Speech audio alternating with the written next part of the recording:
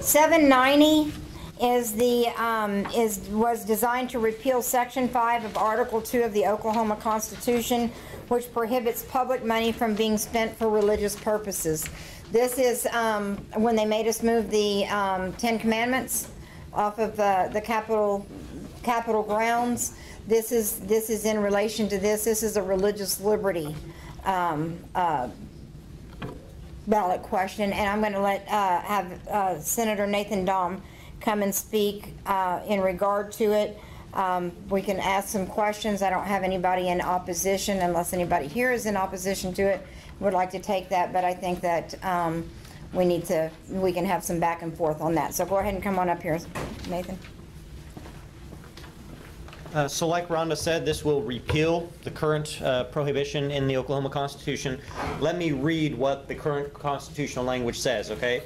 It says, no public money or property shall ever be appropriated, applied, donated, or used directly or indirectly for the use, benefit, or support of any sect, church, denomination, or system of religion, or for the use, benefit, or support of any priest, preacher, minister, or other religious teacher or dignitary or sectarian institution as such. Okay, I can read that again if you want to, but it's Article 2, Section 5. You can look it up online.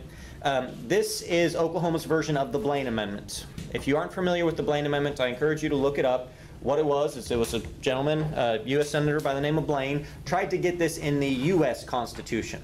And when he failed to do that, he had a big push to start putting it in the state constitutions. It started out as an anti-Catholic movement, because as the Irish immigrants were coming over to the U.S., there was a lot of anti-Catholic, sentiment out there, and they didn't want money going to private Catholic schools, even though at that point in time they had money going to other schools, private, Protestant schools and stuff. So this was started out as a very anti-Catholic movement. I forget how many states have this. I think about half the states actually have a version of the Blaine Amendment in their constitution. And like Rhonda said, the Supreme Court used this as their argument to say that the Ten Commandments monument couldn't be at the state capitol. Even though it was paid for by private funds, Dr. Ritz paid for it and put it there. They said, well, it uses public property. Right here, on the beginning, it says no public money or property shall ever be appropriated. Well, it wasn't appropriated.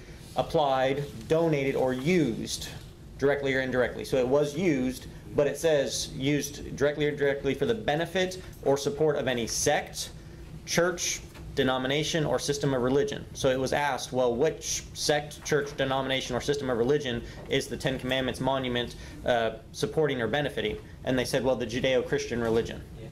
I didn't realize there was a Judeo-Christian religion. I knew there was Christianity and Judaism, but that's our liberal Supreme Court. That's their interpretation of such things. So the reason that this is being repealed is for that, but there's other implications also. How many of you have heard of St. Francis or St. John's? Right? Are those sects or denominations, or do they have a religious affiliation? Yes. So no public funds, no public property, no money, no anything can go to those hospitals. So they won't be able to continue to benefit and use any of our ambulatory services, any of the things that we appropriate that all the other hospitals in the state can use. I mean, if somebody wants to challenge and bring a lawsuit, they could, because this language is still in the Constitution. So there's all kinds of potential implications for this now that the Supreme Court has taken such a huge, broad interpretation of what this means for the benefit of any of them. That's not directly going to the Catholic Church. It's going to the hospitals, that money that we indirectly send to them. So there's a lot of reasons to repeal this. I don't see a whole lot of drawbacks to keeping it, or to not repealing it. I think it would be beneficial to do so, just to get this out and away again from our liberal Supreme Court from being able to use this to have broad interpretations and impacting so many different areas that we haven't thought about that really this would not apply to. This was supposed to be to where we're not directly, I mean, it talks about priests and everything. We shouldn't be directly giving money to a priest or a minister or whatever. That's what the intent of this is. But the Supreme Court has taken such a broad interpretation of it, and this is archaic. It was brought about because of old anti-Catholic sentiment. So I'm in favor of repealing it and getting it out of our Constitution. Cindy, did you have something you want to say about it? So the way it's currently written, how has CARE been able to have their prayer meetings there? To me, it says it can't be, the way it reads now, it can't be, state property can't be used.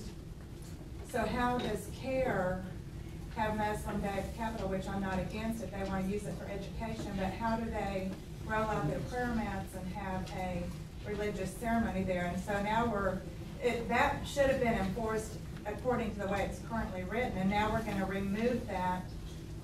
That is Because there was no challenge to it, and so the Supreme Court probably wouldn't have ruled against them anyways.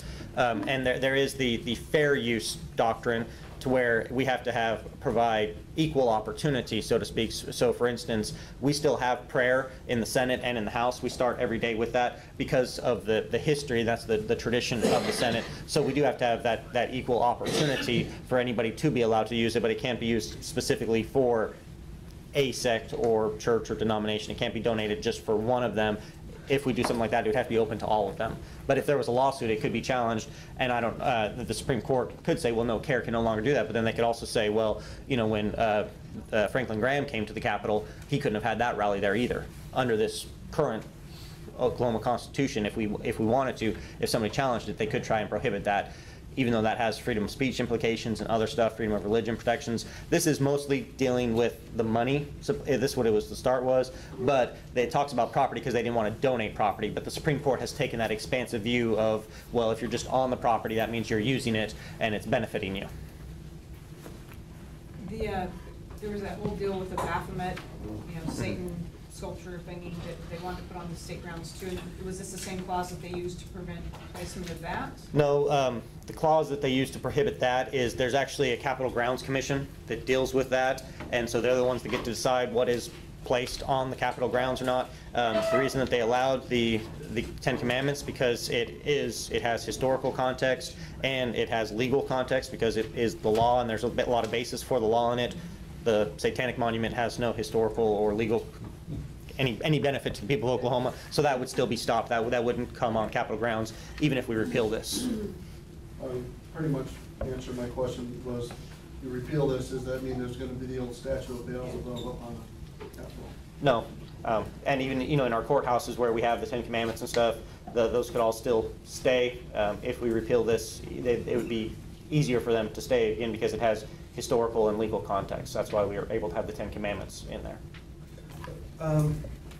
Does the current Constitution prevent vouchers for education to a Catholic school? With keeping this in there, yes, it does, because that would be money going directly to a sect, church, or denomination. Okay. So this is a good reason to not retain the Supreme Court justice. There you go. There you go. One of sound like a broken record. One of many good reasons. Peggy. Just to kind of play devil's advocate, if we repeal this, let's say in 50 years, Oklahoma is a Muslim majority state, and we take this amendment totally out of the Constitution, out of our state constitution, what would prevent state legislators at that point from appropriating state money to support mosques or their endeavors? Nothing, but if that happens, we will have failed as the church. I mean, that's our responsibility. That's not on the Constitution. And if we get to that point anyways, what's to stop them just from not following the Constitution and doing it anyways? We don't have that now, so. Yeah. Just one should read a law. Just to be honest. Did you have a question, Tom? No. All right, No? All right. Thank you, Nathan. Appreciate it.